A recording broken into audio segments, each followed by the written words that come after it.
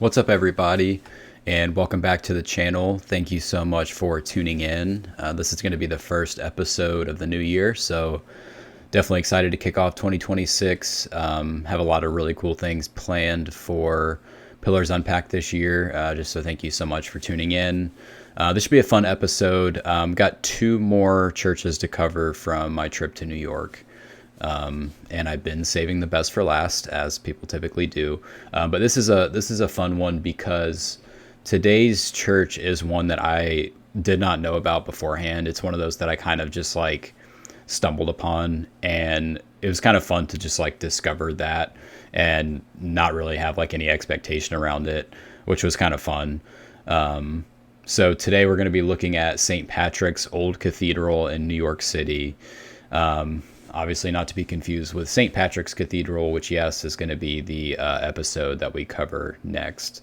But what's interesting is the full name of this church is the Basilica of St. Patrick's Old Cathedral, which is obviously a mouthful. And then it gets shortened to St. Patrick's Old Cathedral, or just Old St. Patrick's. So obviously you can probably imply from the name, but this church was essentially replaced by St. Patrick's Cathedral, at least in the terms of its function as the cathedral of the Archdiocese of New York. So the history goes that kind of like the earliest like Catholic parish in New York City was built like very, very late 18th century. And then obviously, as we talked about with, some of these other churches from New York, like the population boom just expanded quite a bit, which sometimes changes the functions of what you need a church to be for a community. And so this church, St. Patrick's Old Cathedral, was built. It's in Lower Manhattan. I think it's at least near the Little Italy and Chinatown districts. I'm not like super familiar with all the neighborhoods of New York and everything like that. But it was built there essentially to be the cathedral of the Archdiocese, which is pretty cool. And so, some of these older parishes were still like obviously being used for regular worship while this building was being constructed. And so then it was eventually established as the seat of the Archdiocese. The church was started being built in 1809, and it was completed and dedicated in 1815. And then that was the case where it functioned as the cathedral up until St. Patrick's was built in, I believe it's 1879. So, and, this is something that I think is a theme that I see a lot in research for a lot of these churches or cathedrals, is that like, obviously when a church is built, it's built like at a particular point in time, and it's got, it can hold a certain number of worshipers and things like that. But shy of doing like a major renovation or expansion, sometimes it is easier to just build a new space. And that is eventually what happened with St. Patrick's Cathedral, which is located further north in New York. It's in like the Midtown area. It's in like a very, very busy, bustling spot. So sometimes that happens where just spaces like ended up not being big enough for the function that they have to service in the church. And so while St. Patrick's was being built, the old cathedral that we're looking at today still functioned and everything. And then once St. Patrick's was established as the seat of the Archdiocese, the old cathedral still functions as a parish church. Just obviously it's got a status now of a former cathedral, but it's pretty cool that it still operates, and obviously it's still very old, so it is historic. And it was elevated to the status of a minor basilica by Pope Benedict the 16th in, I think, 2010. So definitely highlighting some of that historic nature, and obviously being like the original cathedral of the Archdiocese of New York is a pretty big deal, considering just how much of an important city that is and what all of that represents in the U.S. So I think that it's pretty cool that the history of it goes back that far. I think it's cool that it's still obviously linked with the current St. Patrick's Cathedral in this way. I think the other thing of note is the church in the 1860s. There was a fire that started from like a nearby restaurant, and it spread and like totally gutted a lot of the interior of the church. And so St. Patrick's was being constructed shortly thereafter. It would open in 1879. So there's kind of a question of like, well, what's this going to become if, the function of this church is already about to change? But it was insisted upon that, but the church be restored essentially to what it was before. And I think that's awesome because that can continue the awesome history of this, obviously, all the way right until the present. But I think that is pretty awesome. So let's go take a look at the church, and then we'll come back after and talk about it some more.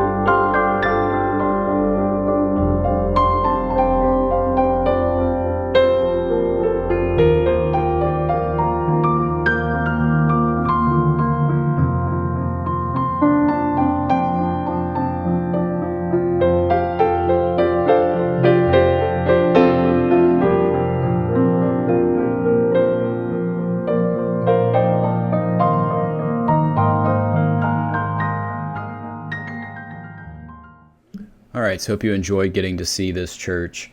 I think it's pretty cool because the way the church is situated, you can enter on either side of the block, but it's like if you're on one street versus the other, it actually kind of gives like a totally different feel to it. So I think it's worth like walking the block all the way around it to be able to see kind of like both sides of it, if that makes sense.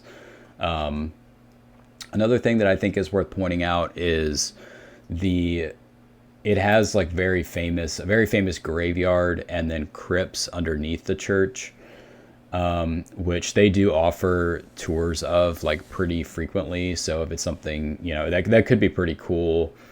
It's got like, I think it's got like certain people like bishops from the past. I think typically now most bishops of New York are buried at the current St. Patrick's, but I do think there's some former bishops of the time that are buried there. There's some prominent family members from like big like Italian families in New York at the time, and some others. But it's kind of interesting. It's like it has that like catacombs kind of a vibe to it, and so I think like it makes it like kind of a popular, like interesting tourist kind of a attraction to see. So that is there and worth noting. And I think also if you do the tour, you can walk through the graveyard as well. So I think that's pretty interesting. As far as the inside of the church, the main thing that I really liked is the crucifix over the altar. I like that it kind of just orients you and kind of keeps, I think, like as you're looking, to the main altar of the church, it keeps you kind of like looking upward, which I think is cool and kind of adds a little bit to the like really high vaulted ceilings and everything. I think the stained glass also is cool behind the altar, and the organ as well goes back to, I think, like the 1860s, which is pretty cool, and I think always kind of fascinating when you have stuff like that is incredibly old. As far as the building itself, it's got like all these designations of like it's in the U.S. Register of Historic Places. It's in the New York State Register of Historic Places, and it's like a landmark in New York City. I mean, it's got all the stuff. And that's, again, I think that's a testament to just like it enduring that length of time and kind of everything around it, changing and building in the neighborhood and stuff, but the church still being there, which I think is awesome. And I think that it's really cool that it still functions as a church in the archdiocese, even though obviously it kind of changed functions of what the space actually is, as far as the actual Archdiocese of New York. But I think that's pretty cool. They're also like, if you walk around it, there was like a bigger like complex, if you will, to the cathedral. Like there was a school that was located like right on the grounds. I don't think it operates anymore, but it actually, I think, like predated the church, which is kind of interesting. So you can see like some of those buildings, even though they've changed a little bit. And right across the street, there was a chancery office building. I think it functions as something different now, but the building itself is still there, and you can see it. It also looks historic in its own right. And then I think there was maybe right next to that is where the bishop would reside. And again, I don't know if I don't think they still do. But all those buildings are still there. So I think it kind of adds a little bit to like while you're, if you're walking around the area, you kind of get like a pretty cool feel for all that history that's wrapped up in it. So yeah, I mean, I definitely think it's very cool. I think this is awesome that it got elevated to the status of a basilica to kind of highlight some of that history and the importance of it that it played in New York City. Yeah, and obviously, I just love the, in some of these like really important and iconic cities in the U.S. that there's these spaces that just go back hundreds of years and kind of all that's encapsulated in that. And like I said earlier, I think it's cool that it also is, completely linked to St. Patrick's Cathedral, the current one that's in Midtown Manhattan. Which, like I said, that's going to be the episode that we cover next. That's going to be the last of this kind of set of churches to cover from New York. So I'm really excited about that one because it's definitely up there in terms of visitation in the U.S. It's one of the most visited churches anywhere. So that'll be fun to look at. And I thought this was kind of a cool, interesting, like kind of prelude to that because obviously like this church represents a lot of the like early history of the Archdiocese of New York and how it grew. And then obviously, we'll see a lot more of that with the current St. Patrick's Cathedral next time. So hope you guys enjoyed. Thank you so much for tuning in. Be back soon with another episode. And until then, keep looking up.